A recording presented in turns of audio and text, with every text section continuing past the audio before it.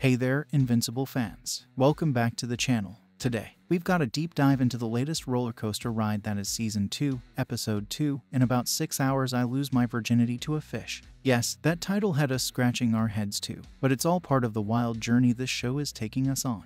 Before we jump into the details, if you haven't subscribed yet, now's the perfect time. Hit that button and let's get started. Balancing the unbalanceable. So, this episode throws Mark into the chaos of trying to balance his superhero life with the regular challenges of being a teenager. It's a theme we've seen in superhero stories before, but Invincible has this unique way of making it feel fresh. The struggle is not just on screen but behind the scenes too. As the show juggles multiple plot lines, you can't help but wonder if it's taking on more than it can handle. The narrative itself is a bit of a balancing act, mirroring Mark's challenges. Let's explore if it pays off. The fishy business. Now, let's talk about that fishy title. In about 6 hours I lose my virginity to a fish. It's undoubtedly the weirdest one we've had so far, but the episode doesn't dive into this peculiar event until the halfway point.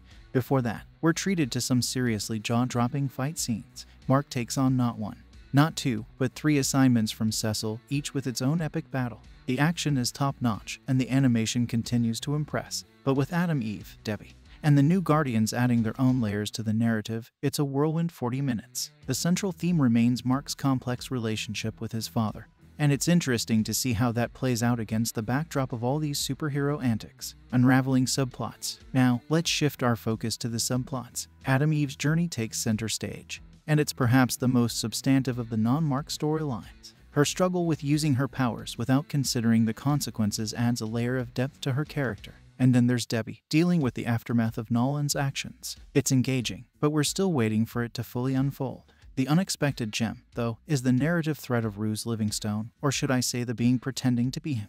It's a quirky, comedic addition that showcases the show's versatility. Ben Schwartz's voice acting as Ruse is a standout, injecting humor into an already dynamic episode.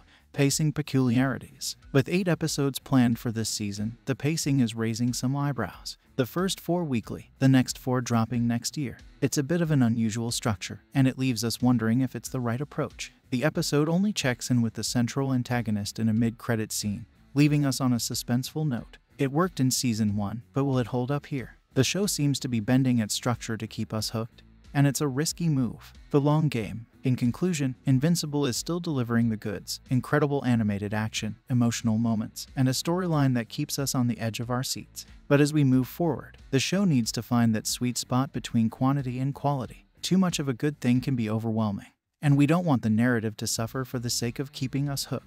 As fans, we're in it for the long haul, and we're hoping the upcoming episodes take the time they need to tell a compelling story. And there you have it, our deep dive into Invincible Season 2, Episode 2. If you've made it this far, you're a true Invincible aficionado. If you haven't subscribed yet, what are you waiting for? Hit that button, and let's keep the Invincible conversation going in the comments. What stood out to you in this episode, and what are your predictions for the future? Until next time, stay invincible, and I'll catch you in the next video.